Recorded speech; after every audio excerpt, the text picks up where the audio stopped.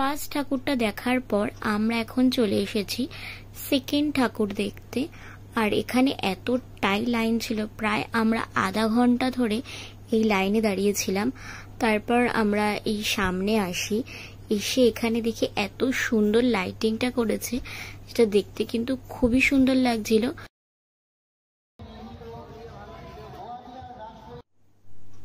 তারপরে আমরা আরেকটু এগিয়ে যাই, গিয়ে দেখি তারপরে সামনের দিকটা একটু অন্যরকম লাইটিং করা, এরকম ফুল টাইপের লাইটিং ছিল, যেটাও দেখতে কিন্তু। আর সাইডে ছিল মেন প্যান্ডেলটা। তো এই লাইনটা আর কি কভার করে গিয়ে সাইডে আর কি যেতে হবে মেন মণ্ডপে। তো এখন আমরা এদিকে চলে এসেছি, তো চলো ভিতর দিকে যাই, তারপর তোমাদের সাথে নেক্সট ভিডিওতে বাকিটা শেয়ার করব। তো চলো নেক্সট ভিডিওতে আবার দেখা হচ্ছে, এখনের মতো টাটা।